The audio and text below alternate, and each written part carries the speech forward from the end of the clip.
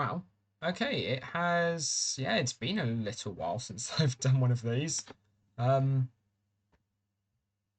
let's put audio on. There we are. Yeah. I mean, I don't know too much what to say. I mean, it has been a little while. Um, I've I set about putting together a list of fairly interesting. Okay, got a little bit of lag. Putting together a list of like interesting parkour challenges in LU, and partway through doing that, I discovered possibly the coolest and weirdest bug I've yet found in LU. Um, in that it is the only bug I've yet discovered which actually like affects the state of the player in some like in some way that like is persistent. So, for example, we've got bugs like the spring jump, which I found, and they're cool and everything, but it's not. And like they I mean that's really cool. Like it can make me fly, but it's not like I turn on flight and that persists. It does something very temporary, which is lost like instantly afterwards. Um, in that instance, it gives me a tiny bit of height, which I will lose shortly afterwards unless I continue to use the skill. And that's kind of a property of like lots of the stuff I can do. It's very transient because the way a lot of the stuff in skill trees were coded, well, basically, me doing anything is more or less going to go via a skill tree internally. And the way those were programmed means that, at least as far as I can tell, anything that like should be time limited tends to be time limited in a really, really solid way. I've come up with loads of bugs that kind of break the skill tree in some way, but they tend to like make things fire which shouldn't fire or make things fire out of order, but nothing whichever can like prevent prevent a skill ending, because like almost anything that is of any real use almost by default has a time limit on it, and even those which don't. So, for instance, ones which I think don't, I don't recall off the top of my head, and obviously I can't check right now. I think stuff like changing walk speed.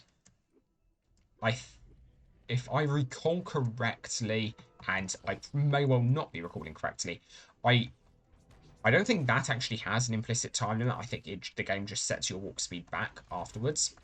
But the thing is, we don't yet have a way to break out of a skill tree. If we could find a way to break out of a skill tree entirely, that would be really cool.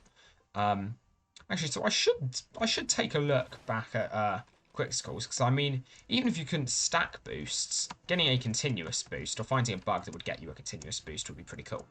But so I guess that's somewhere to look for future. But yeah, basically, I found a really, really, really obscure bug, and this bug, ironically, very much reminds me of the importance of something we were taught about, or like, not even really we were taught about in physics, but like something you get told a lot in physics, and it's a large focus. At least for us, it was a large focus of every lab we ever did, which was, you need to keep a very precise record of everything you ever do, which is really annoying because they then come around and say, oh, I have to be able to understand exactly what you've done from your results. And it gets a little bit tedious and box checky. But yeah, then this bug happened, and I was like, oh, okay, maybe they like, I know in theory they had there's like something to what they're saying, but this was like, oh, okay. I did not think that I would get like a reasonably useful um a reasonably important like notion in good lab practice in LU. But yeah, it really, really helped that I had a that I had well, no, it didn't. It was it really showed the importance of having a oh, that's bad. That whole thing was really scuffed actually. that whole Spidling fight. Yeah, really showed what the importance would have been of having a lab manual, because basically I was going around doing some tests, getting some of these parkour spots, finding interesting spots in an old forest. And at one point, I was like, wait a second, let me try and do something. Let me just see what happens if I ground pound in those parrots that push you out of their area. Because there you've got a little bit of, like, normally, if you're looking for bugs, you want to find things where the game wants to, like, contradictory things. So in this instance, for a ground pound, well, the game doesn't want you to be able to move whilst ground pounding, because like ground pounding is a really helpful AoE attack. But if you could, like, if I could just use an AoE attack on the floor whenever I liked, that'd be quite OP. There'd be no, okay, there would be some reason for the other attacks. There'd definitely be no reason for the jump attack. Actually, well, okay, you can argue, you could, basically the idea is it will be unbalanced. I think there is actually still a use for every attack in the game, because your single attack or your on the ground attack that does a combo.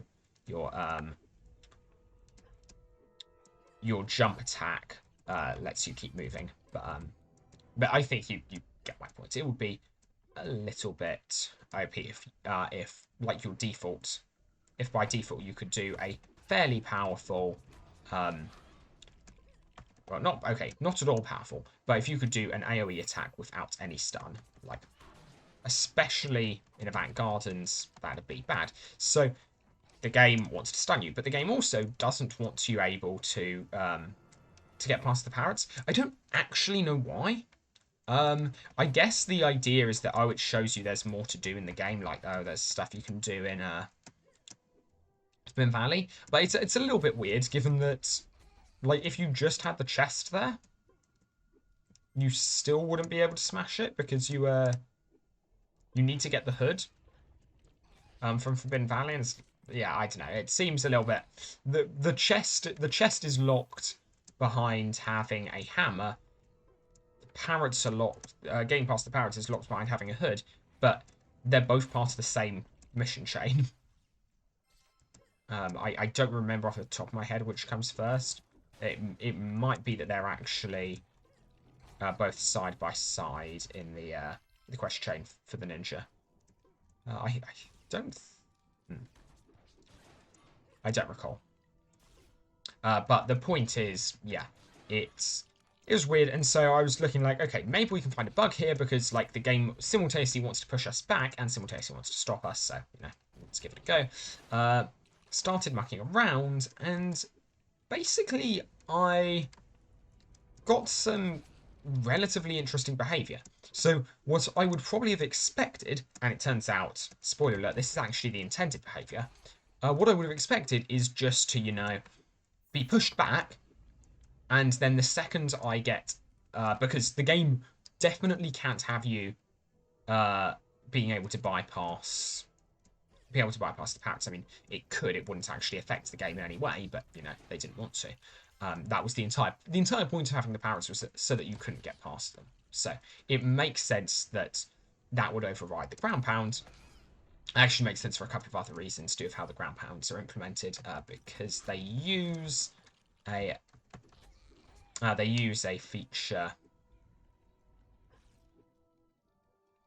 They use a feature called air movements in the skill tree, or a behavior called air movements in the skill tree, and those air movements have particular behavior in the fact they look, and it's a little bit, it's almost a little bit of a red herring. It looks like they move you at a constant velocity. They don't. They turn off your gravity and then set you moving at a velocity. And if you think those sound exactly the same, well, unfortunately, I mean, they're not. They're slightly different, because one means that if something changes your velocity whilst you're mid-air, then you'll keep moving.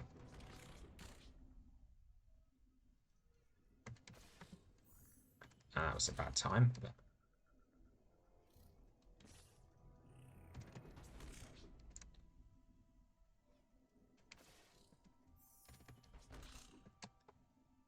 the AI been updated slightly? Things are feeling different.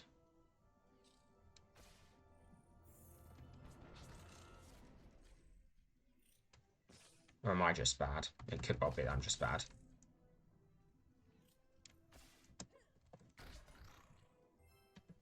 I realised as I jumped that I wasn't actually certain that was 1 health. It could have been 2. And I would have been dead if it had been 2. Fortunately it wasn't. Let's start off over here. But yeah, so anyway, I was taking a look at this and... Okay, I didn't mean to do that, but... That was closer than it should have been. Yeah, so I was taking a look. So I was taking a look at this, and basically, so what I would expect is that you get pushed out, but then the second you leave the regime, you start falling normally, like that, or you continue falling normally. Like, I don't know. From a game design perspective, that would be like that would be like the easiest way of having this all check out. I don't know if I necessarily thought that there's like a particular way it would have been implemented that would have given rise to that. I don't think I really thought that far ahead. Like, actually, with what I know about the ground pound, I'm kind of surprised that that is what happens. Like, the ground pound doesn't continuously move you downwards. Really? So actually, I guess I must have gone. Okay. Yeah, things are... I don't know if it's just that I haven't done this for a while, but timing seemed to be different.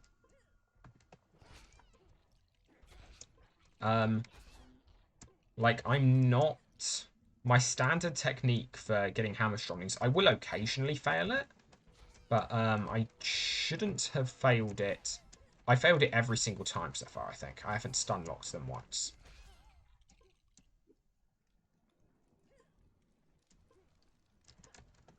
Which is... I mean, I don't know what to make of that. It is a fact so far.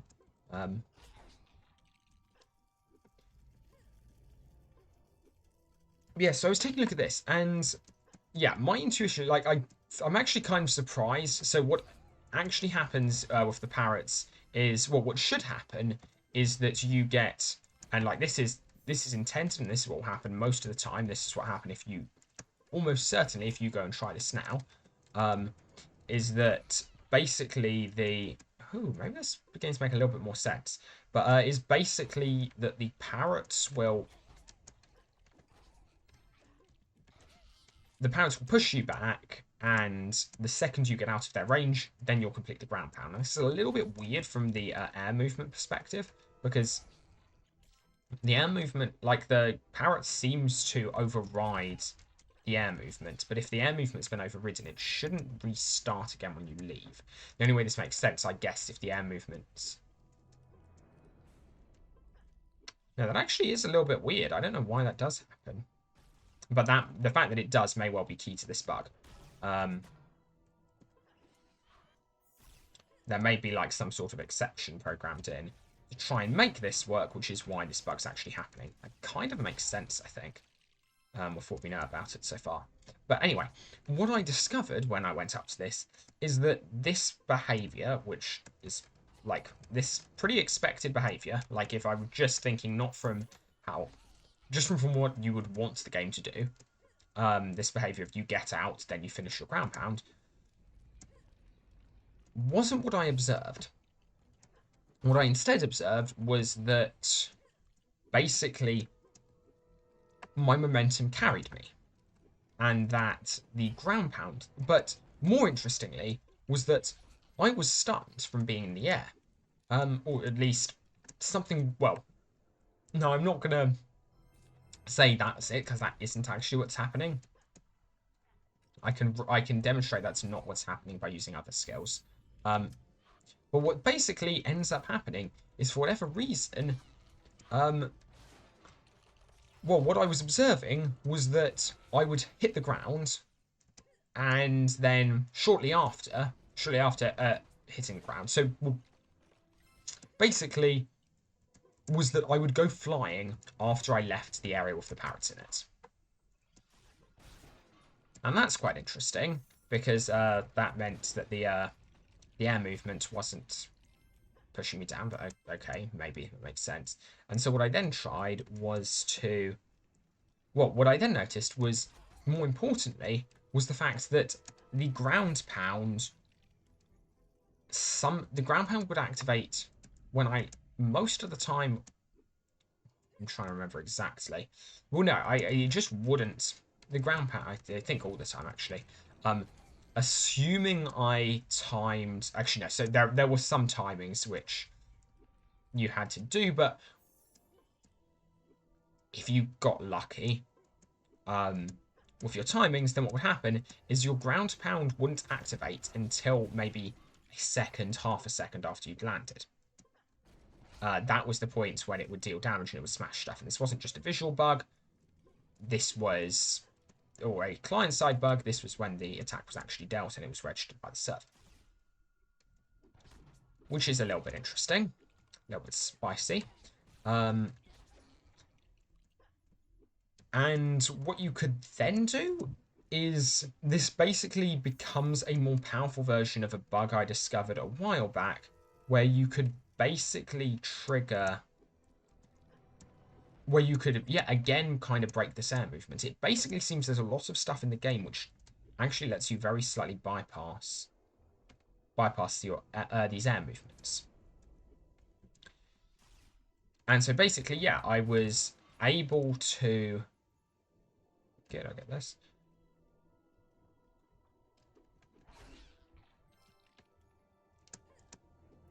Okay, I don't really know what I want to fight first, because, like, either I may potentially have problems with. Don't know why, but...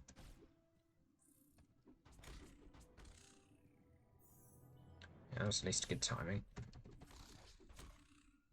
Maybe I'm just out of practice. Could well be that. Because this is going a lot more smoothly.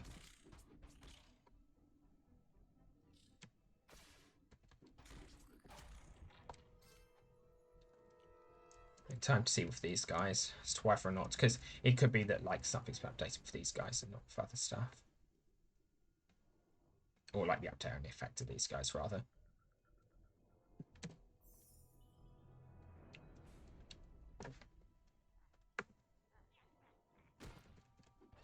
Okay, so that time it just hit me right away.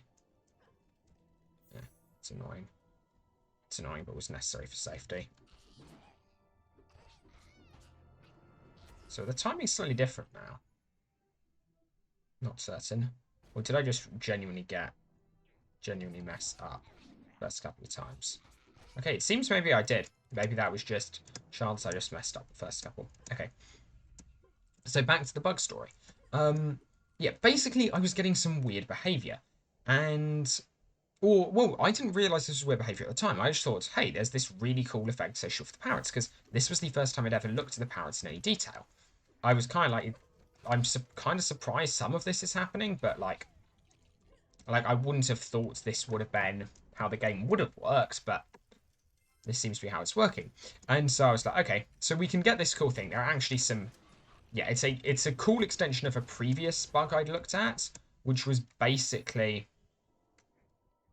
basically what that previous bug allowed you to do was to get, again, a ground pound attack to be disconnected from the air movement and stun associated with the ground pound.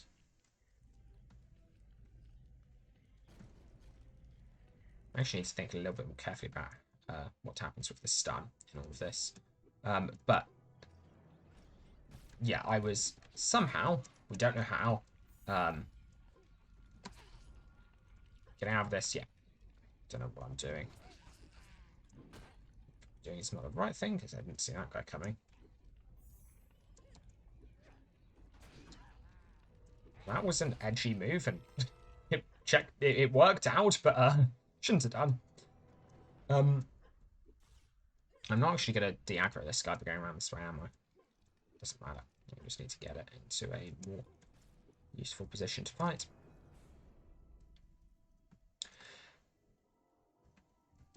But yeah, so basically I was like, okay, one thing I've always got to check, because more or less speed running, Like, the aim is LU speedruns. It's not necessarily speedrun DLU, because, like, if I find a bug in DLU, that may just get patched somewhere further down the line. So, my aim is always to find a genuine LU bug, something that would have worked in live LU, and something that won't be patched server-side. So basically what that means is a client-side bug. So I was like, okay, maybe this is just some weirdness with the server. Don't exactly see how, but maybe it is. So what I'm going to do is I'm going to go onto a different server that I know, actually it's the server I'm on right now, that I know is running a different version of LU from the server I was doing that testing on. And I'll take a look. I'll take a look at it on there, see if I can replicate the bug. And I couldn't.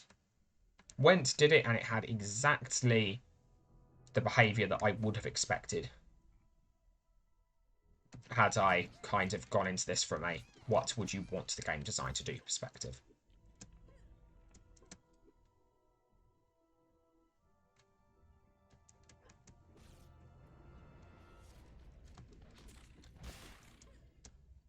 Ideal.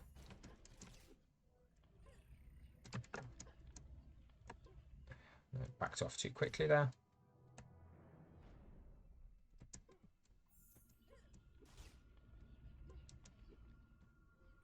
There we are.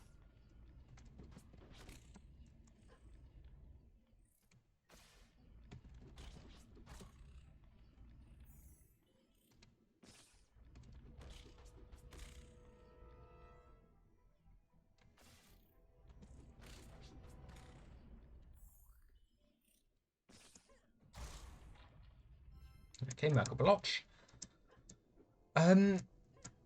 Yeah, so went to test it on another server, and on this other server it doesn't work. It doesn't work at all. And I'm so like, okay, probably it must just be a server bug. So I go, but just out of interest, I go back and try and do it again on the server, because I was like, okay, maybe it's a server bug. It could also be that, you know, for whatever reason, the world.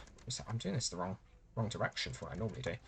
Could just be that, you know, the world server was down. It could be it's lag related. If it's lag related, that'll be interesting to know at least. So let's take a look. So I went back onto the original server and I couldn't retrieve it. I couldn't achieve it again there either, which felt like, okay, that means it's something like the particular world, the particular instance was down. Ooh, that was lucky. I landed. I landed whilst attacking. It's bad. If the particular instance is down, okay, that's a reason why you would expect weird behavior from the server. But that felt a little bit weird because nothing really felt like down about that instance, and I then, like, nothing else was going wrong. And so it would have to be like one particular element of the server that was hanging whilst the others were working as normal. And so I did another standard test I do to see whether or not something's client-sided, which was I disconnected from the server very, very quickly and then reconnected. And in that time, I tested this out, because if it was due to the client not getting some response that it expected from the server due to lag, then I should be able to replicate it by disconnecting and reconnecting. And if I can't, well, yeah, basically, if I can't replicate it by disconnecting, then that suggests that it's not due to server lag. So it wasn't due to the server I was on. It wasn't due to server lag. It's kind of like, wait a second, yeah, it wasn't due to the server, wasn't due to server lag, but it disappeared when I logged out and logged back in again. That's really odd. That suggests there's something persistent that's happened with my character. And so this is the point where having a lab notebook would have been so incredibly helpful. Because basically, that more or less told me it was something I had done that session. Now, I'd been looking for interesting places in Gnarled Forest for quite a while. And I had done rather a lot in that session. And so basically, I was just going back, like, could it be interacting with this particular thing? Could it be smashing this smashable? Could it be getting hit by a particular enemy? Could it be because it had to be like a setup thing at this stage. It had to be something that I hadn't done when I'd logged onto the new server, and I hadn't done when I'd logged back onto the original server. And I'm going through like everything I've done, and it's like, but it seems impossible because I haven't been recording this because I basically accidentally changed my recording settings and stuff wasn't going great. Honestly, I'm not 100% certain how this video will be recording at the moment. Because my videos have been weird and laggy. I don't know why. Something in my settings appears to have changed. I just don't know what.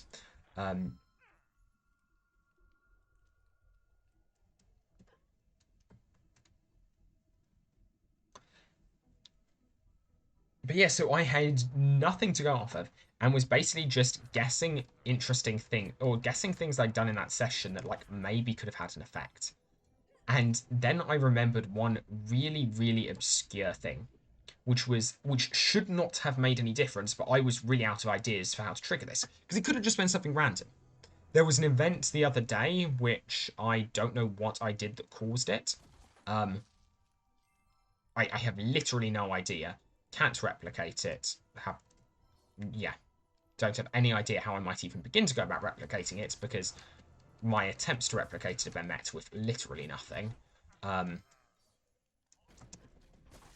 yeah, I was delving into this and eventually realized, wait a second, here was one thing that I did do.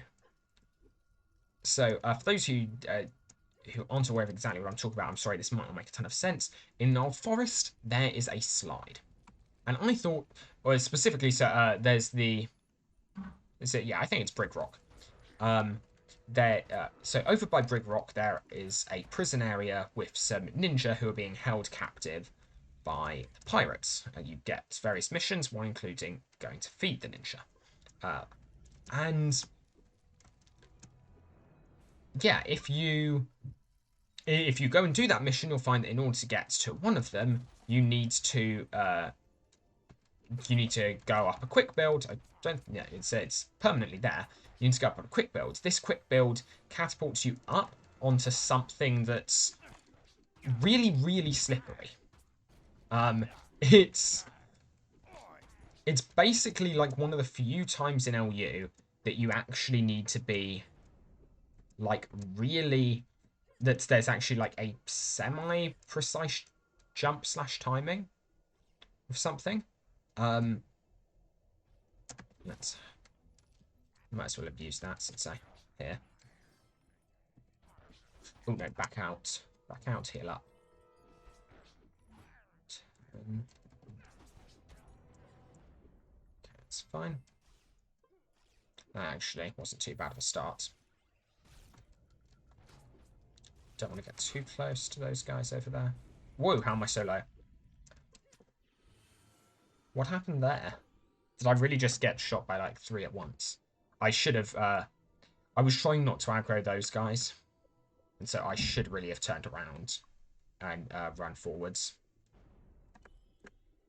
Because that's faster and more control at the same time. So that was my misplay there.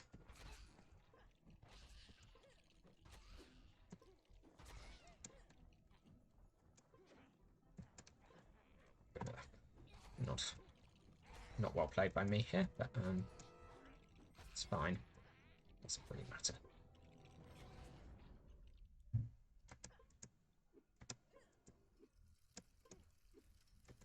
But yeah, so it turns, and so what I've been trying to do was I've been like, you know, it'll be a really cool thing.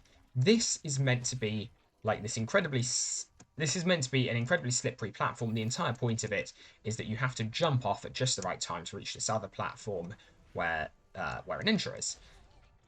And it's got like the most aggressive sliding physics I think I've seen anywhere in LU. And so it's like, okay. What I'm going to try and do is I'm going to see, like, it should be possible. With everything I know about the game, everything leads me to suggest that, okay, this is probably just ice physics. Which I think it is. I'm only questioning that as of saying it now. Like, it's probably just really slippery. But if I have something that's really slippery, I should be able to, like, more or less just stand at the top of it. Like, that should be something I can do as long as I'm moving slowly enough at the second I land. And how do I move slowly enough when I land? I ground pound. And so that was what I was trying to do. I was getting up to the top. I was ground pounding to try and slow myself down to such a speed that I wouldn't slide off. Or more specifically, that my momentum wouldn't carry me off. But the weird thing was that no matter how many times I tried, I couldn't seem to land it. And eventually I just assumed, okay, they're kidding me. Eventually I assumed there must just be something in there literally preventing me from landing this, because I know roughly, even if this were just like a purely sharp point, I know roughly what proportion of the time I will land successfully on like sharp points. I know how tight a jump that is. I know what portion of time I should land them, or at least I have some sense of it. And I had not landed it once in like multiple attempts. So it's like, okay, it's probably a little bit dubious. I'm probably going to stop. Then I went on and did the parrots. And so it turns out that for some unknown reason, jumping and landing right at the top of this ramp, or ground pounding right at the top of this ramp, was what did it. This was just like one small thing I did in quite a long session, and that happened to be the thing which triggered this. I then tested it, repeated it on multiple servers, and you know it happens on all of them. So yeah, it's definitely something. Definitely something interesting. And so the question is then, yeah, what? Yeah, it's something really, really weird. But the weirdest part about it, right, is that it was persistent. It had lasted like long after I attempted that jump. It was still there. I was still being broken from the game's perspective when I tried to do later ground pounds. It turns out I did more testing later on, and you actually get more interesting effects. Which is that the parrots are possibly the most consistent way of achieving this. You can also achieve it in, which is like more practical in, well, basically every world other than Gnarled Forest. Well, I say, basically, you can also achieve it with enemy knockback. Or at least, I mean, I don't know all enemies. I haven't tested with all enemies. Where I know you can achieve it with Stroming Admirals. In fact, it may be that in some sense the parrots are somewhat implemented as enemies. I don't know exactly how, but I do know that sometimes, depending on how you attack, the game does load an attack as though you've actually landed, as though you've actually hit something. Don't know whether you want, so I'm just going to de-aggro you. Probably didn't need to heal up there, but we're level 12.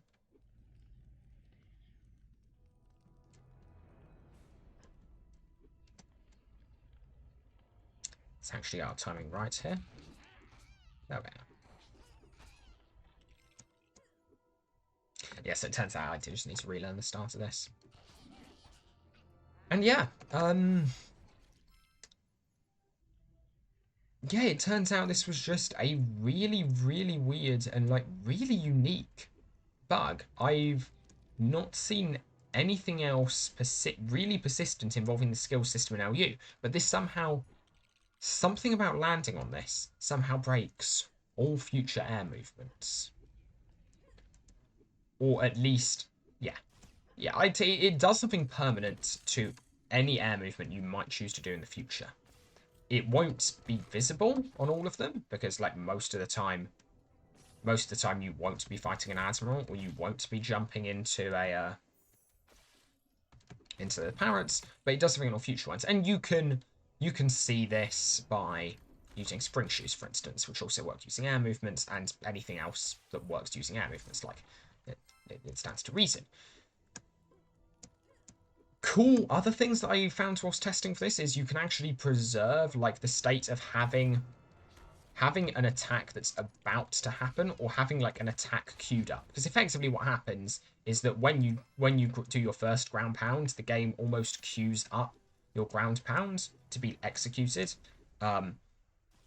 More specifically, what happens is that the air movement doesn't, like, it doesn't stop execution, but what we just get is that most of the air movement itself stops working, but that the chain of execution after the air movement continues to work. What this means is that all of the triggers associated with the air movement break, but you still have the timeout feature of the air movement. And as a result of that timeout,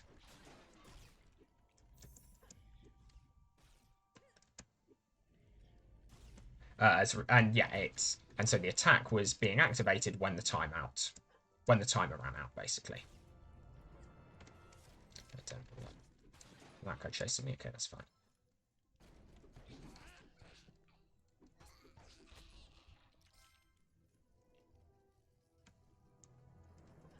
Must have something. Oh, no, okay.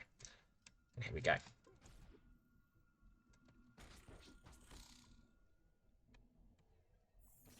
Honestly, the run up and deal the damage strat's pretty good. I like that, actually.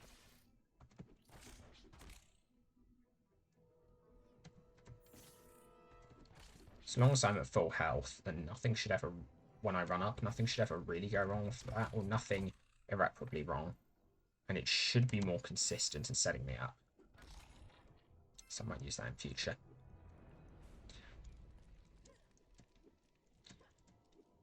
But yeah, so basically, so you have this notion of you queue something, and after a certain amount of time it gets activated. That's because there are that's because basically air movements were designed for attacks, and so by default they have a series of skills that they will execute.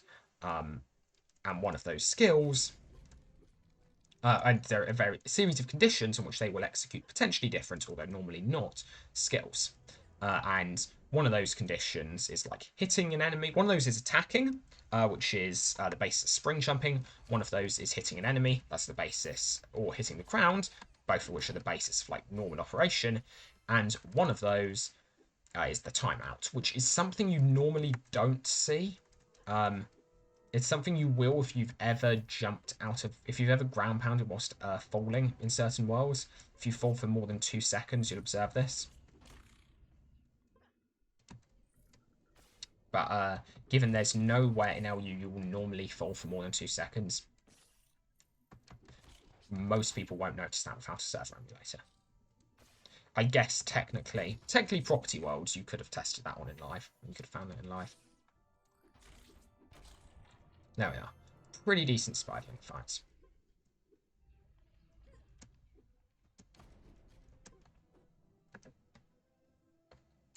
Look at lodge time. And yes, so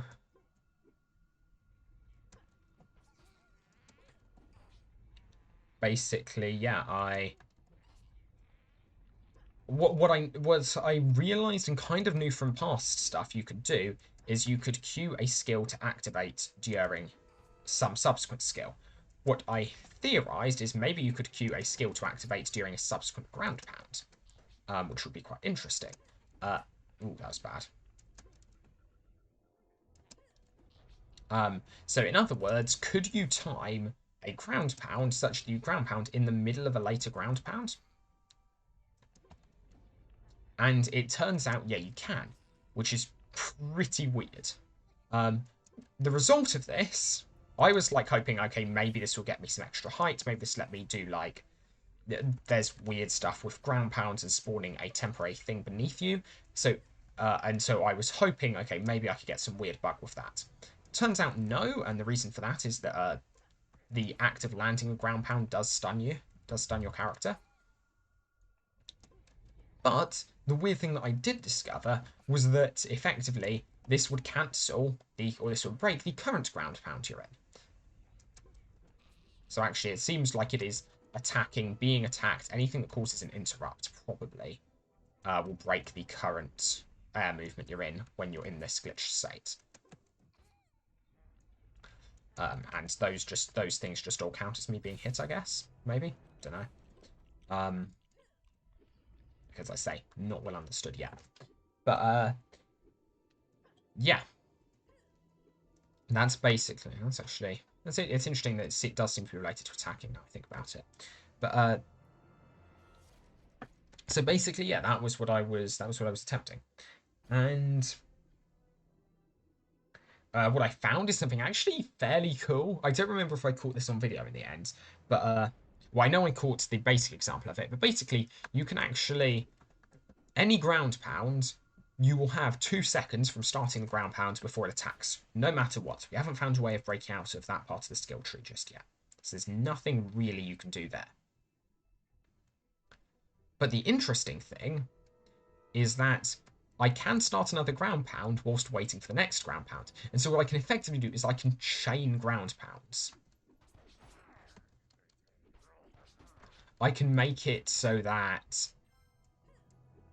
as long as I keep ground pounding and the timing, I haven't really bothered with like actually precisely working out the timings. It seems semi-tight. It's not incredibly difficult, but it also doesn't seem that useful yet, so I haven't worked out the timings for it. But basically, yeah, this allows you to preserve this weird glitched ground pound potentially indefinitely. Again, thus far, no uses discovered for this.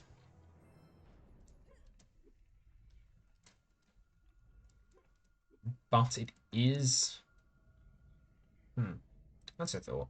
But yeah, this is the first permanent effect. It's the first way of producing a permanent effect on the character that I have found in a lot of time spent in LU. And it came from ground pounding an incredibly specific spot that you'd never ever ground. You wouldn't even reach this in normal gameplay. Like, it's a somewhat precise. Like, you've got to be quite good at timing jumps, like the second you hit the ground, in order to even reach this far up the ramp. Actually, that's not true. If you've got a quick score, it's much easier.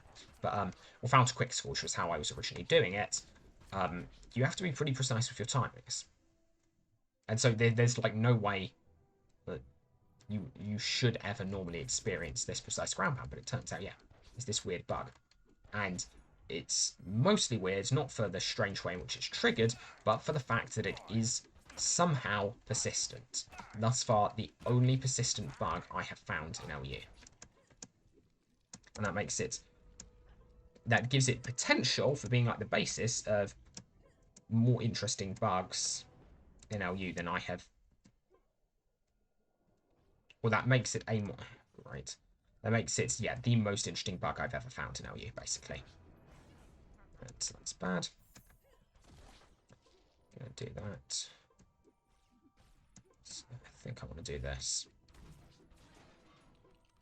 So I want to play things. Where are the pirates? Okay.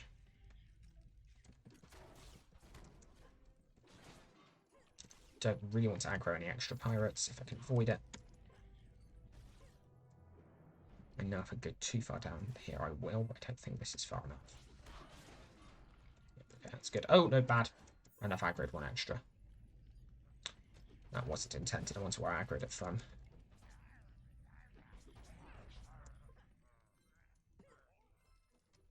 Back off. And just circle. Standard attack. Strategy. Oh, don't like that lag spike. That was bad on my part. That was very bad. Okay, I'm not actually fighting very well. I think I need, yeah, a slightly lower camera position. So as it was, I was misjudging a lot of heights there.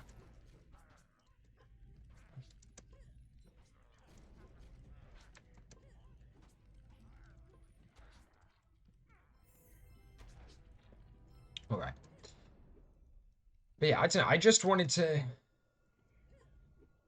briefly discuss that, partially because I thought it was quite an interesting story. With just like how niche that was, and like Especially the fact that I guess almost by definition, like the reason I'm so interested in it as a bug is the fact that it was persistent.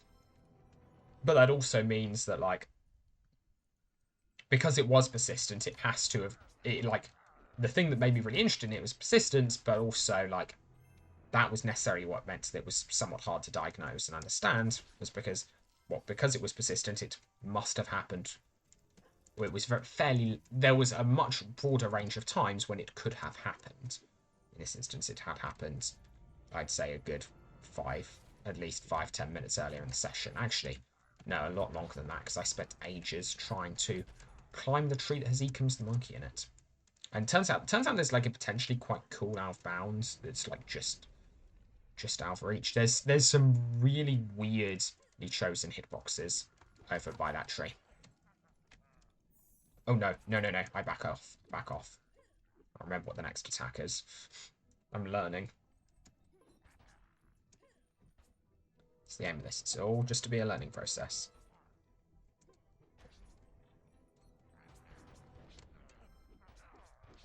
That was nice the way those attacks worked out. Because I was going in a circle, I ended up stun locking one of them, and the one that was stun locked always remained in the center of that circle. Which meant I could always attack him, and because I was going around to the right frequency, that ensured that the other one was always the opposite side, so I always remained targeting the right one. It's potentially quite a useful thing to be aware I can do in the future. I don't know where the last enemies are. I'm hoping they're not around that corner. Oh, they're up there. That actually works just as well. I can live with that.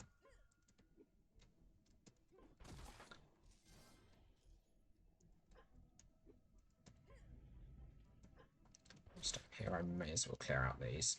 Because in theory, these could be quite helpful in later rounds. But again, I've mentioned this in the past, I'm just scared that they'll mess something up. That at some point, auto-aim will cause me to hit one of them.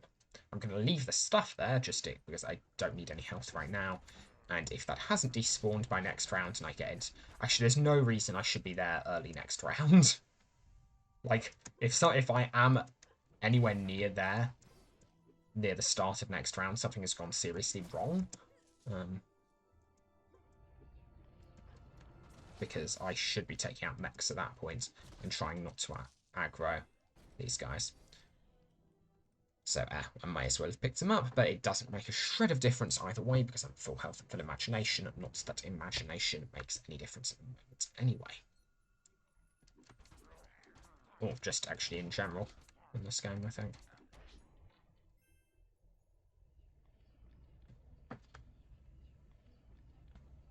Right.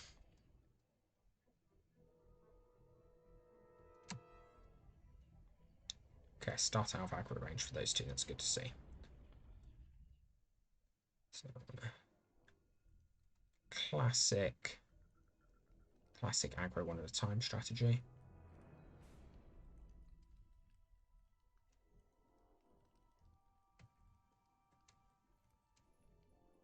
And yeah, you can see exactly why I was not expecting to be able to pick those up, given that the ones I smashed far later despawned before I even smashed the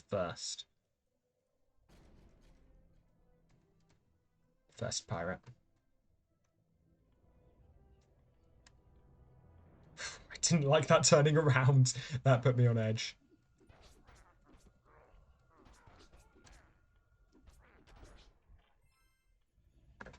Just double check I am recording. And I don't have notifications telling me that it's dropped a ton of frames. That's always good to see.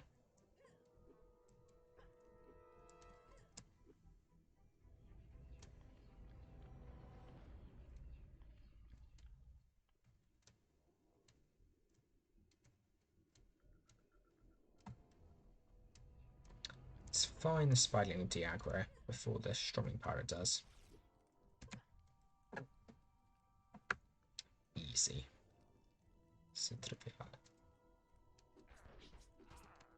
Yeah, anyway, I thought that was... I thought it was an interesting Interesting. Well, I do think it is an interesting bug. No past tense there, really. It's not one like that I've ever... It's not... A, I've never seen a bug like it before. What do I do? Okay, I'm going to aggro these one at a time, then just de-aggro Spiderling. So I'm going to have to aggro the Spiderling, I think, to get close enough to aggro the second one. But I can do the standard runaround trick for that. So that's fine. Just de-aggro it.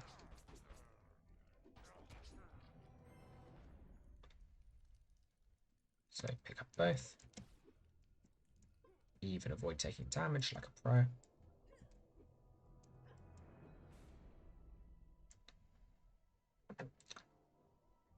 Spiderling should be de-aggroed by now. And I should just have to wait, and there we are.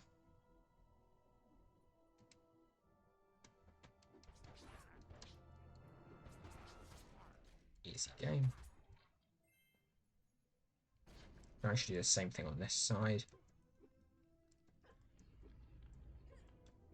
Don't really have a good reason necessarily to, but it won't hurt.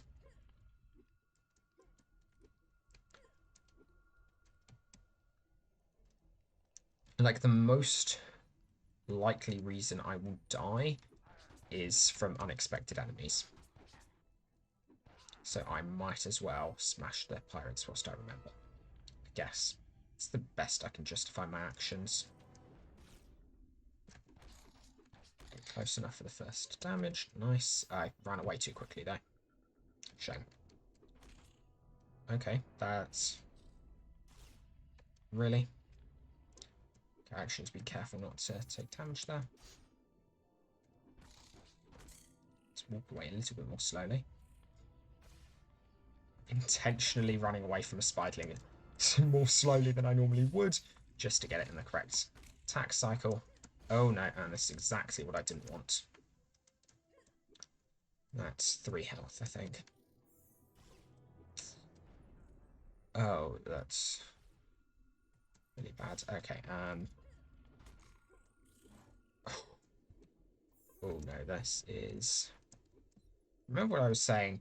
Was this? This is fine. Oh, okay, back on track. It's exactly what I was trying to avoid. But that was handled relatively well, I think. I didn't like running between the two. I potentially should have just backed off there, because that could have killed me.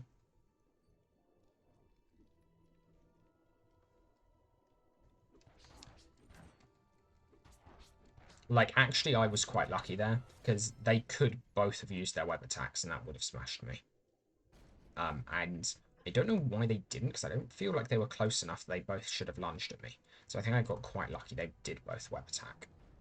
They both lunged rather than web attack. Rather.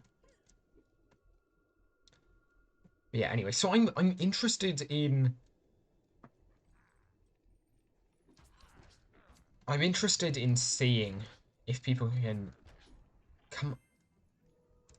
can theory craft why this happens, really. I guess. Does this seem like... I ran away too fast. Oh, no, I didn't. Yeah, I did. Okay, I've messed this up. I don't want to aggro that guy.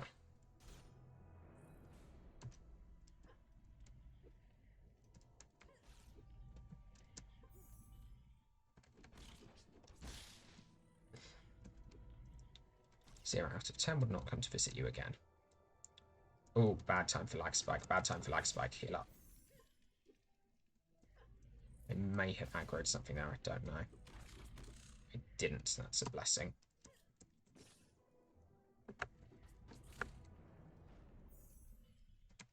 Yeah, I just think that's it's a really cool bug, because that represents the first permanent damage we've ever really done to the skill tree. And I'm interested in seeing if anyone can take that any further.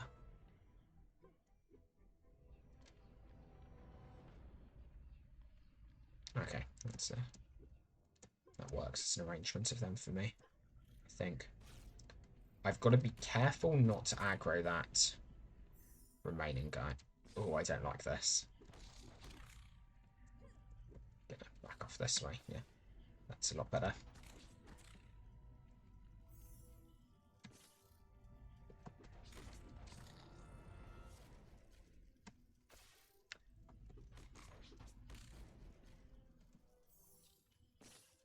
Yeah, in other news, I realised something the other night, which is that I'm going to forget a ton of things, and am already forgetting them.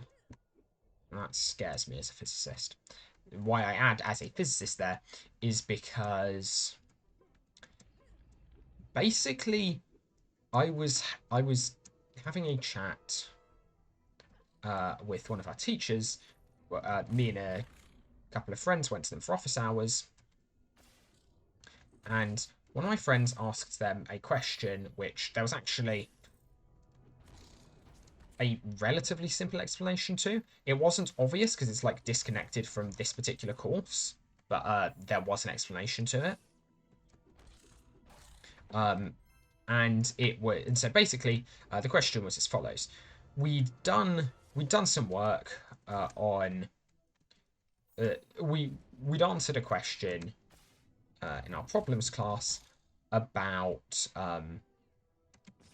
we were asked to give like explanations for why glass was transparent, sugar is white, graphite is black, and why silver is shiny. And the answers for all of those are basically glass is transparent because it doesn't conduct. Sugar is white because basically a combination of the fact that this is a very, very disordered structure, but within its structure, there are enough sharp refractive index gradients that you get significant total internal reflection. Total internal reflection being pretty much achromatic. Okay. Let's begin by skirting, since it seems we don't have any. No, we've got one. Got two. Okay. I'm just going to let that guy come closer. Ah, great. Okay, no, I'm not apparently. Let's see. What do we have down there? Nothing much. Okay, so I should be fine to just take the fight here quickly. Really? Okay. Back. This guy over. But yeah, and so like the answers to the question basically, well, there's something quite nice. We're not dealing with gold specifically. So yeah, so everything we have isn't coloured. It's a really important simplifying feature of the question that nothing we have is coloured. Therefore,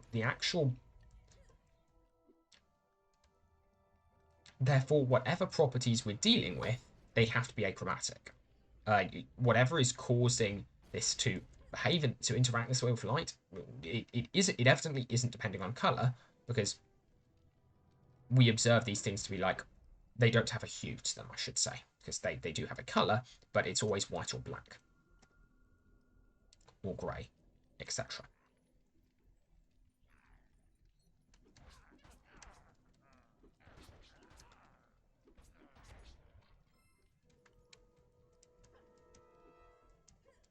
And so, yeah, the question my friend asked is, okay, we do those first two, and our answer to both of them involves them being non-conductive. Really, both of those aggroed. We then answer like for the next materials, and our answer heavily relies. It's annoying. I'm trying to spread them apart. Okay, I'm just going to do this.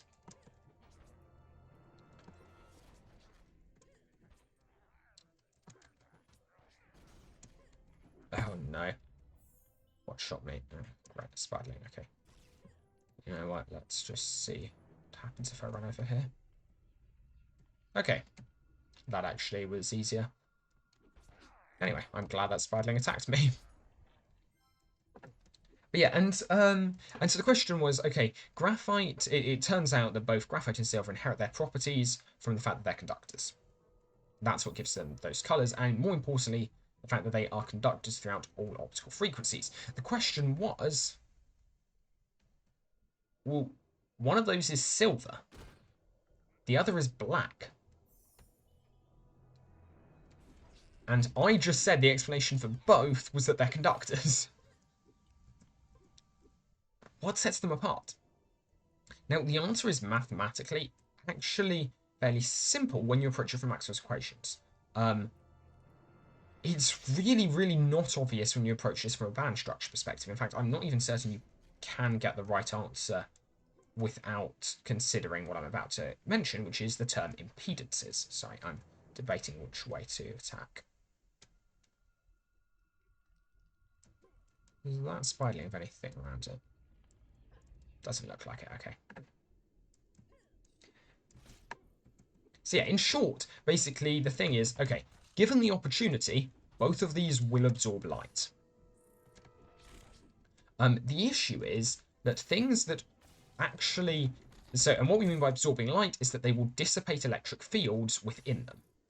But the interesting thing is that materials which dissipate electric fields the best don't absorb light the best.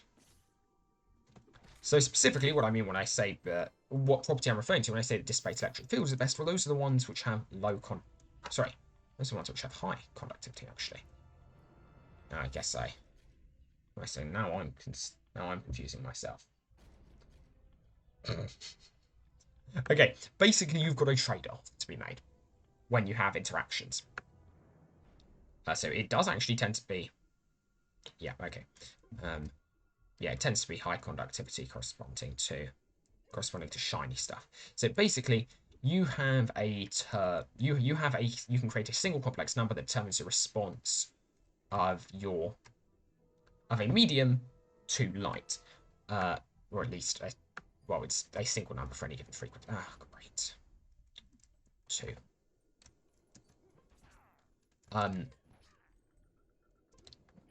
And yeah, this is known as the relative, or just the permittivity. It doesn't really matter. Either one contains basically the same information. They differ by a factor of 8.85 times 10 to the minus 12, I think, in SI units, farads per meter. I guess I should just say farads per meter rather than stating in SI units and making you guess them.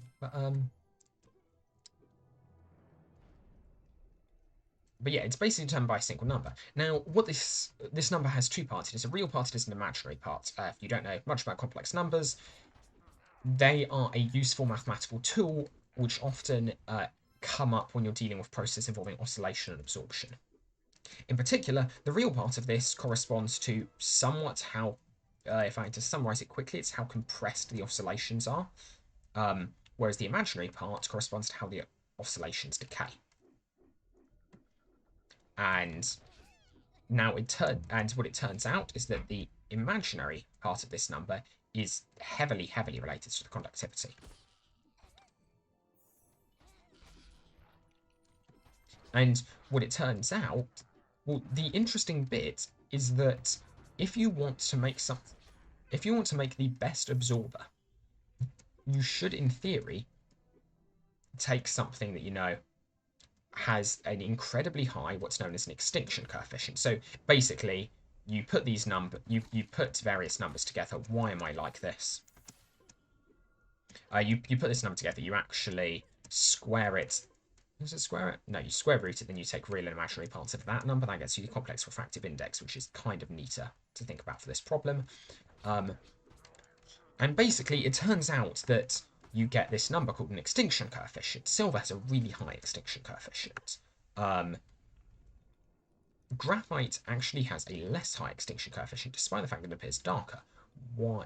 Or it appears darker, and you'd think it absorbs more light. Well, I mean, it does absorb more light. Dang it.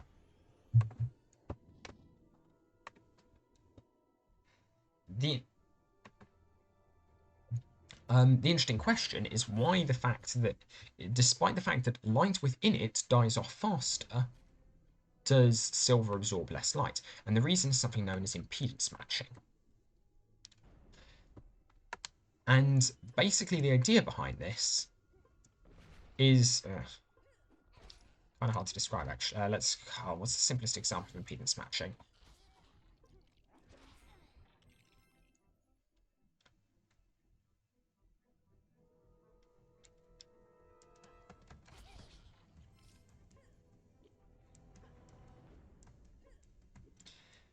So, I mean, I can come up with examples of impedance matching you are aware of in your day-to-day lives, but they won't illustrate my point very clearly. Well, okay, I guess I can do this. Light bends in water. The reason light bends is it's related to this refractive index that I mentioned. It's also the same reason that light reflects off of water.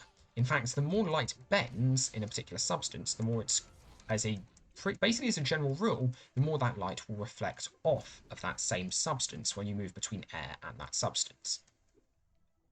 Now that's quite interesting. What's more interesting is that this also holds, so that's like for your standard, so water has a real refractive index, or mostly real, like it doesn't absorb that much. So it's got a somewhat negligible imaginary part, and is a real part of, I want to say, about 1.5. It's between 1.3 and 1.5 off the top of my head. I think it might be 1.5, and it might be that glass is about 1.3, but I don't remember.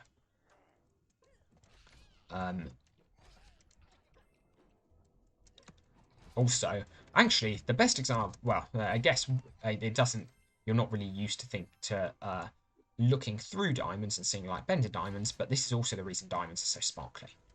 It's because they have a really high refractive index. I think off the top of my head it's like 2.5.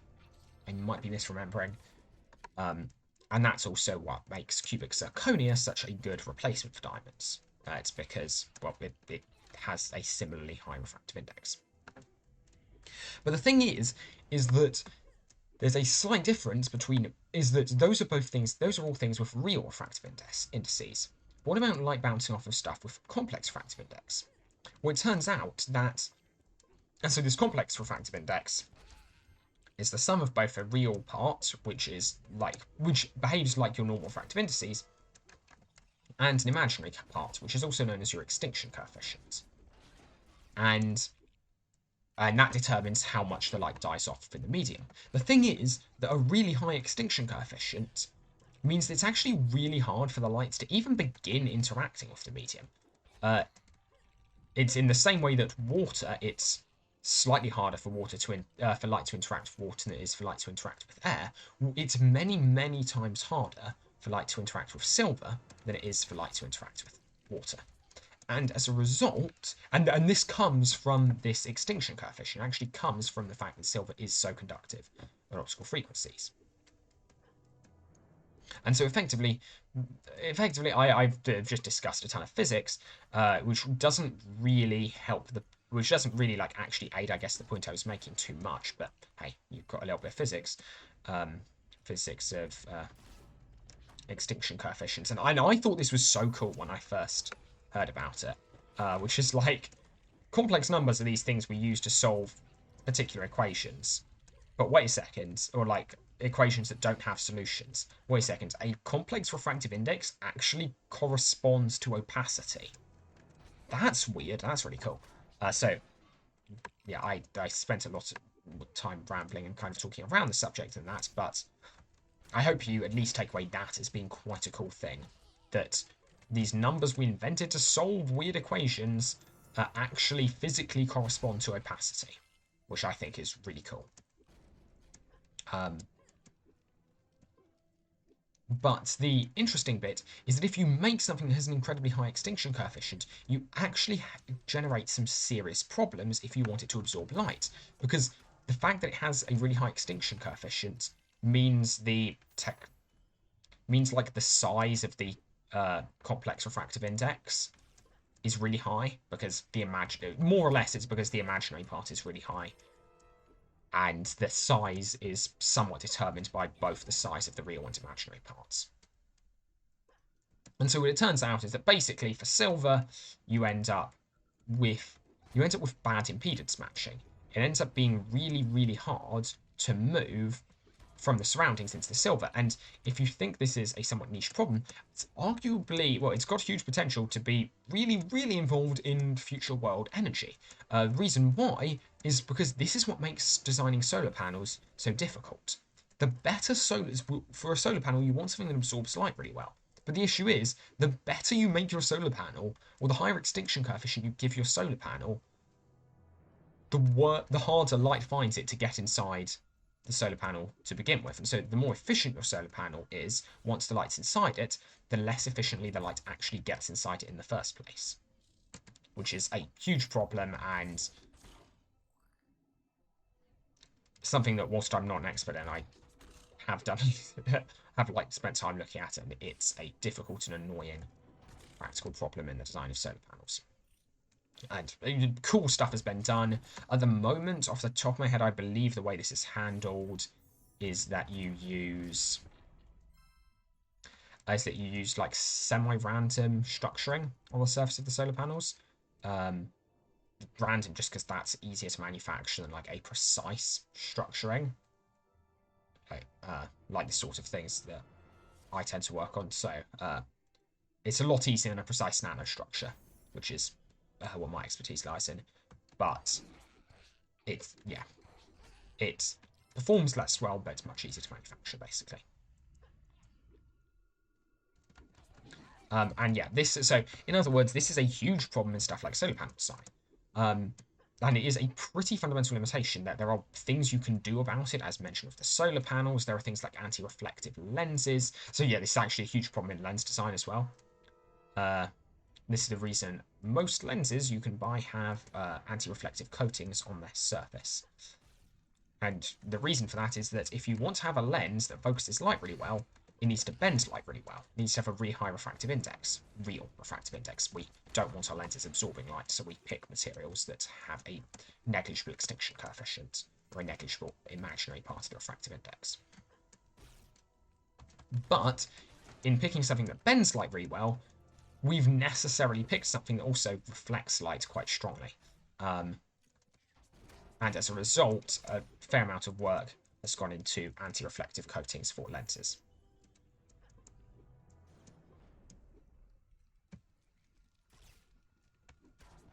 Yes, hello. See you there. I'm not going to fight you yet.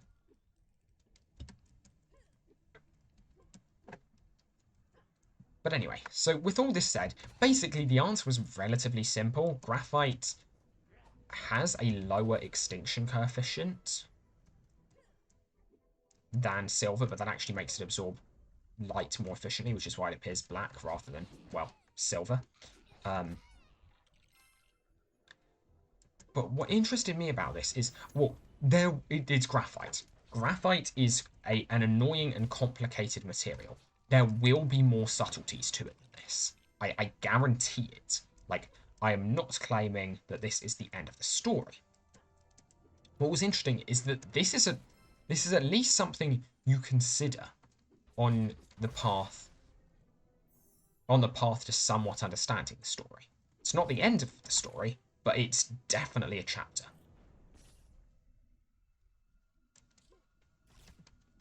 And so I was really interested in, wait a second, why has this teacher not mentioned this? Given that, like, it should be something that at least springs to... Wow, that's bad. It should be something that at least springs to mind.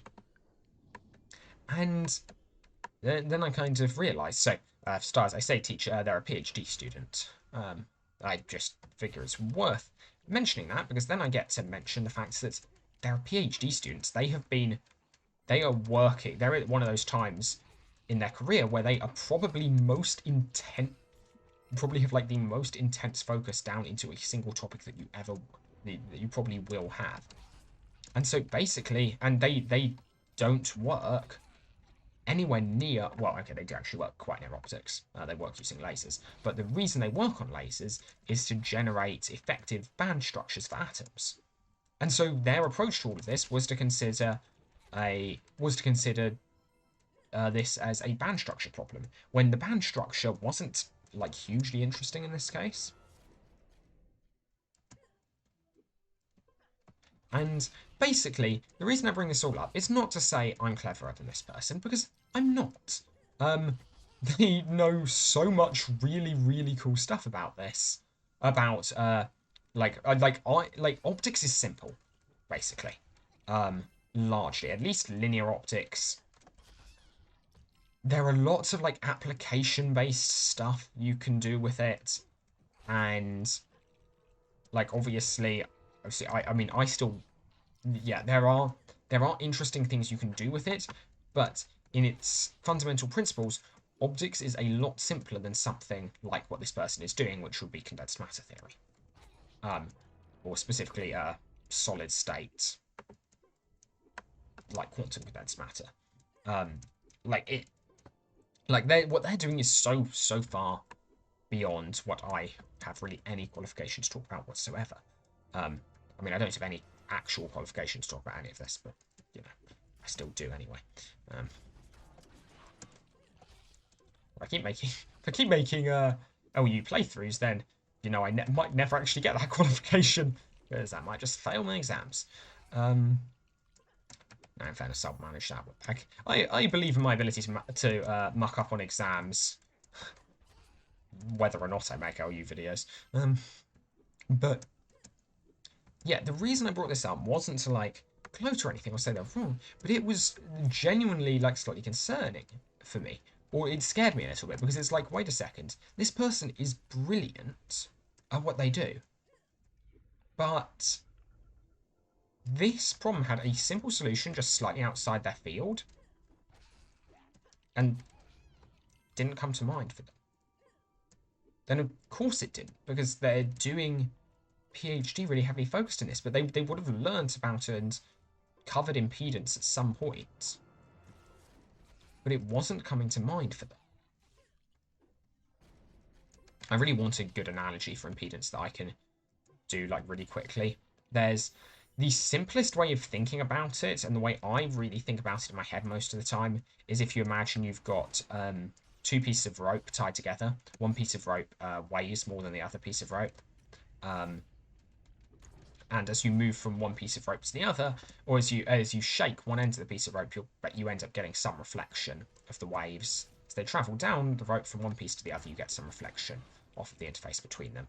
You can remember various things like the phase shift on reflection based on taking some special cases where the rope becomes infinitely massive and it's equivalent to hitting a wall, or the rope becomes zero mass and it becomes equivalent to just a free end.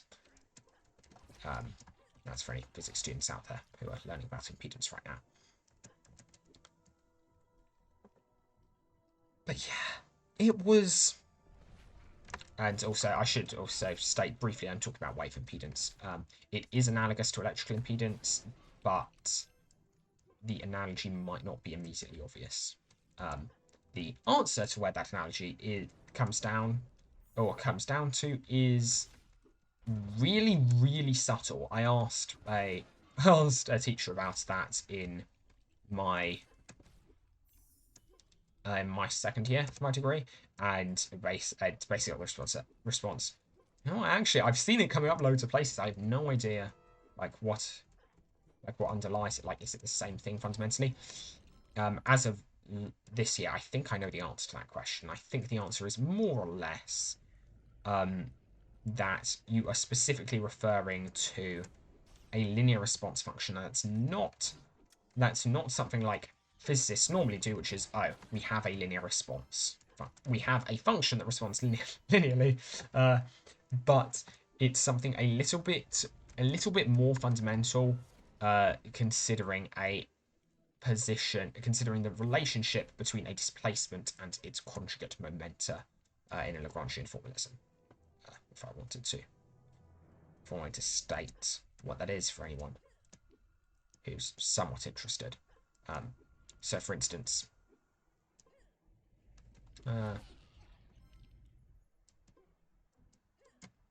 actually, it's the rate of change of the conjugate momentum, I think. It's something like that. Oh no! Back off! It didn't do the animation. The reason it didn't do the animation was because of the web. was because I hit it at just the right time. But because it didn't do that animation, I thought I'd gotten away with it, ran up close, and then only realised as I said the words, no, back off, that I was down to 2 health, which means it had attacked, and then it was about to do a lunge attack, which would kill me. Which it did.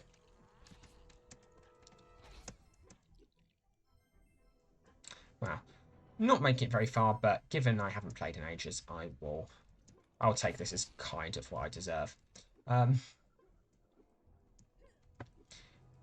yeah, so the bit which scared me about this was the fact that I've done a lot of physics, and I'm planning on going into. So I've done a lot of physics, both like my own and both my own research, and just and like internships and going through the course, etc. And I feel I've learnt a lot throughout this, and it's really cool to look at a problem and be able to be like, oh, you know, I can pull from all of these different areas. So, for instance, the other day, it was actually with this same teacher. I asked a question about a particular model in condensed matter physics, quantum condensed matter physics, for determining roughly what band structures look like. And it's called the nearly free electron model. And basically, I wanted to know a little bit about the formalism underlying it, why we made certain approximations we did. Because it was interestingly related to a research thing I'm doing for another part of the course. And basically, in the course of the discussion, one of my friends mentioned, wait a second, you can write this whole thing as that, yeah, he'd taken a look at it, and you could write this whole thing as an infinite dimensional matrix, which I'd taken a look at in the past. I was like, oh, yeah. And he was like, but basically, some maths words, the on-diagonal terms dominate the eigenvalues. At which point, which intuitively makes sense if you've spent much time working with eigenvalues, with matrices and eigenvalues and stuff like that. But also, I realised that last year as well, we'd actually solved a problem in our maths course, which was somewhat tangentially related to this. It was related on bounding the values of eigenvalues based on the on-diagonal arguments of the matrix we were considering.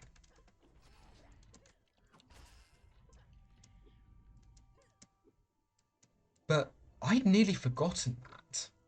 I was just a year ago, but it was a single question that I happened to have solved a year ago. It wasn't a major part of the course, it was an extension question that I just happened to have looked at. And it was like, that was like really, like if I wanted to actually answer the question of why we neglected the certain things we did, that was the answer to that question.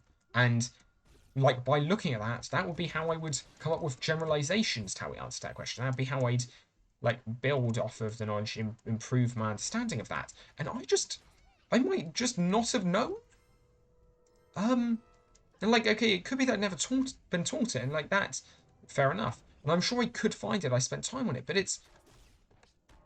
I don't know. For me, it's the fact that like I might just have forgotten that, not how to prove it. Like I don't remember how to prove it, but I could have forgotten that such a proof even existed. And just in the same way that this teacher had forgotten that, or just impedance wasn't coming to mind as a simple way to look at this problem. And that really scares me because I've spent, like, what I really love in physics is drawing connections between lots of different areas. But realistically, as a physicist, I will be asked to specialize because no one wants a jack of all trades, master of none in their research group because, well, whilst they're brilliant, okay, certainly not as a PhD student anyway. Like, professors can get away with that, and can be very helpful to have a professor who is kind of jack of all trades, master of none, because the professors are the people who will advise you. Or, okay, I say professors, I mean principal investigators. Or primary investigators. I think it's principal investigators. PIs. Will be the ones to advise you. But yeah, it was interesting and genuinely like kind of scary, and it made me realise, wait a second, I forget so much stuff, and like on a day-to-day basis, that doesn't negatively affect me, but it will. I don't know. It just was genuinely like, wait a second. All of this stuff that I have spent years learning, well, not all of it, but large tracts of this stuff I am going to forget. And that did scare, yeah, it just scared me a little bit. Like, wait a second. And we just had, I just had a final lecture with someone, and they'd actually mentioned that like this is that we should be actually kind of excited for revising for exams, because this will be the point in our lives we will know the most physics. From this point onwards, we will gain a deeper knowledge of a lot of physics, but like in terms of just knowing lots and lots about lots of different topics, like our final exams next year will be the point where we will know where the amount we know will be at its maximum. And the lecturer also went on to say that from his experience, like once you stop using that knowledge, at least for people who've like dropped physics entirely, but like the same would presumably go if you like after this year, I'm probably never going to use general relativity again. And he said that the half-life of knowledge seemed to be about 8 months, which is a really like. I've been taking this degree largely to like improve my knowledge that I can use it over a lifetime of physics. And like what I don't aim to remember every formula I've been taught, because my memory's terrible for stuff like that. What I would like would be to, at least remember what formulae are out there, or like what facts are out there, what facts can help me solve a problem, so that I can at least look them up. But the issue is that that's... Wow. Oh, no. Okay. But the issue is that, yeah, that's not going to be the case. I forget most of this, and that's scary. Now, yeah, I've spent so much time amassing this hoard of knowledge, and actually large tracts of this knowledge will probably never see a use outside of the exam hall. It's like... but it's not that they couldn't see a use, it's just that by the time I need to use them, I might not remember that they even exist. Which just scares me.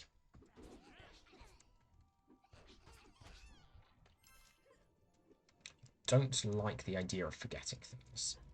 Or forgetting that I ever knew something, more importantly. That's what scares me.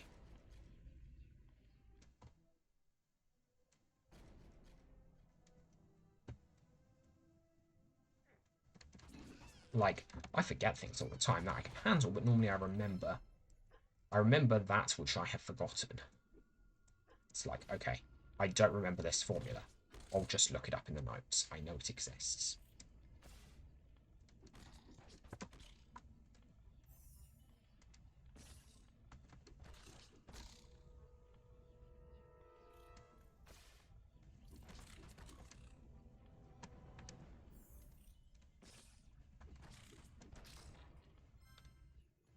Yeah, so I don't know. That was something I realised. Yeah, that was just something, I don't know, something to talk about, and it was something that I realised the other day. It's like, wait a second, this is, I don't really like this.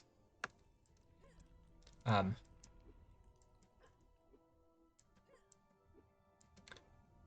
guess it may be the case that I just write down interesting mathematical facts I find out about from now on. Because I don't find it easy to research and search for like mathematical formulae in general. I'm unfortunate. Well, I say unfortunately. I was going to say I'm unfortunately not a math student. I don't think that is unfortunate. I think what is unfortunate is that I don't have a formal backing in maths. I don't want to be a math student. I want to be a physicist. But well, no, okay, sorry, that's a lie. I don't want to be a mathematician. I want to be a physicist. But having the knowledge, I don't even want to be a math student. I would like to know. I'd like to at least speak that language, and like you'd think that as a physicist I probably do, and it's like I speak some of the language.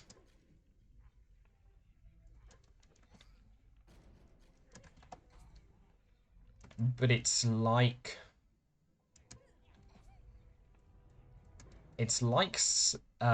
having only studied French from that textbook you got in secondary school. It's like realistically that will get you through a certain number of scenarios, but it will not. You will never become fluent via that. That's not even a great analogy. It's like learning French through Google Translate. It's like, yeah, learning something like that through Google Translating. Every time you need something, like you may. Okay, maybe the language analogy isn't the best, but yeah, it's like I have genuine difficulty reading maths papers just because then they're not. Even like almost the motivation behind them feels different to physics papers. I mean, I think it's really interesting that this is and why it is.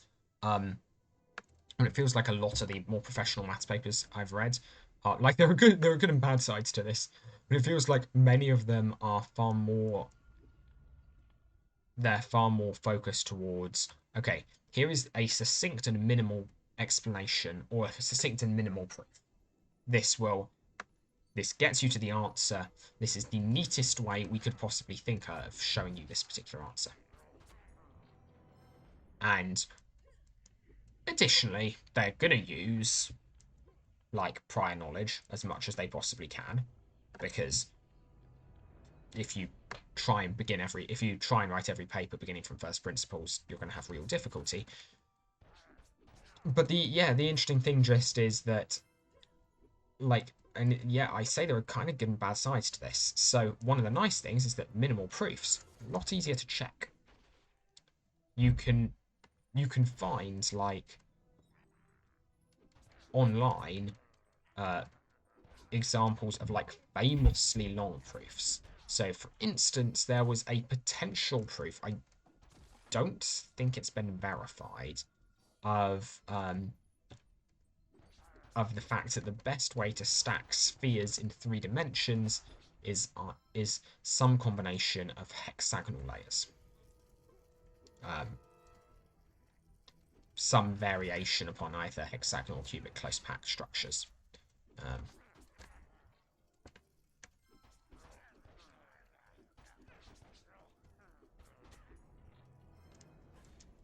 And that proof was like famously long and kind of not very interesting or helpful. Like it was to the point where that proof was written, but no one could check whether or not it was true. And so actually a lot of time since the proof was written has been spent trying to like convert it into the form a computer will understand, so that you can write a proof assistance that will actually just double check your proof.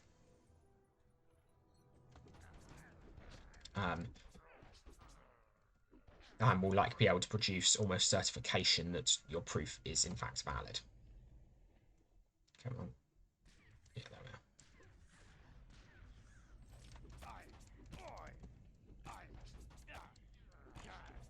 But yeah, it feels like as a culture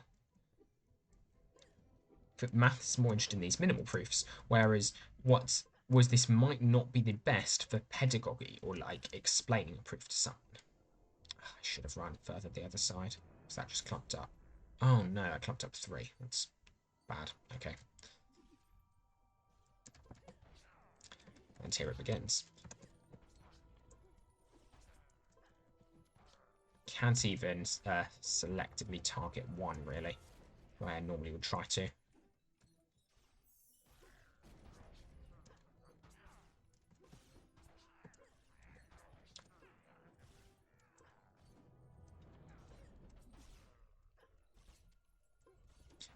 Yeah, whereas physics papers, whoa, that was funny. Invisible physics object caused by one of the bullets.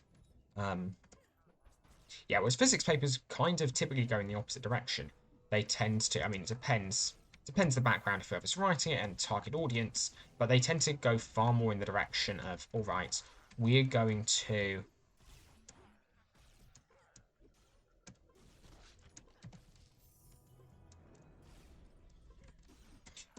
bad. They go from the direction of like, okay, we're going to provide motivation, and the issue is that this can be is that or like they tend to try and provide like, well, they tend to very much focus less on the proof of the raw mathematics, more on the understanding and where it comes into the physics, which okay makes perfect sense, but does run the risk of being a lot harder to see like if it's useful. Well, no, not if it's useful actually. Well, sometimes if it's useful. I guess when I mean useful, I mean applicable. It's something to be a lot harder to see where a particular theorem is applicable, how general it is, what its assumptions are.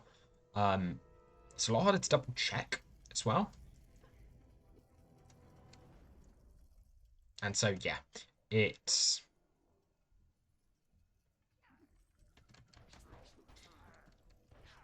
yeah, it's an interesting thing I've noticed. Or I think it's interesting, yeah. There's a particular structure to maths papers, and that feels more rigid. But okay, it could just be biased because I'm not trained in that. But yeah. Anyway, what I was kind of originally hanging out was, yeah, I do kind of wish I'd had a more formal backing in maths. Because I'm reasonable at maths, but with a caveat for a physicist. And whilst I'm not interested in... There's a lot of maths I'm really not interested in. There are definitely areas of maths I would love to know more about, and I think it would be incredibly helpful if I did know more about. So stuff like analysis. Like rigorous underpinnings of calculus, how to deal with more interesting or complicated functions. So, for instance, in the research, in basically doing the research thing I mentioned that I'm doing as part of my course, I need to produce a review article, and mine's on quasicrystals. And these are really, really kind of, so initially they actually seemed quite bland, but they turned out to be really, really interesting crystals. Or, well, not crystals. Things that are like crystals, so they have long-range order, but it turns out they're not periodic. They were, like, for ages not thought to be possible. The guy who first came up with evidence of them was like properly ridiculed because haha, science.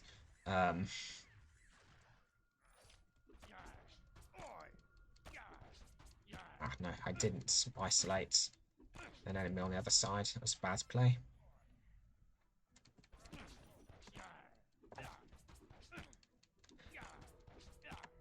I don't want to go. I want to run across. I think I still want to do this. I'm going to stick to one side because I think that's probably safer. And apparently that was pretty good. Not good enough, though, evidently. It was faster than it normally is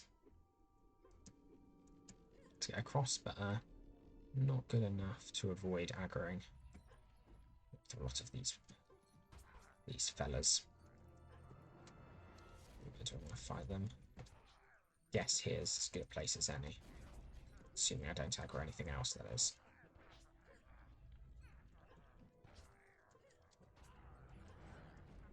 I just heal up as well.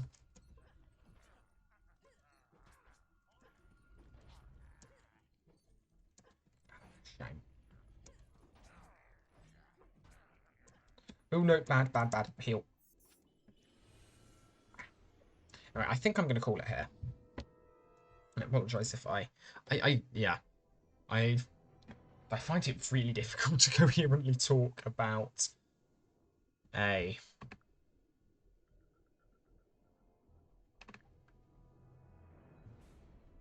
topic like this whilst playing. I find that quite difficult.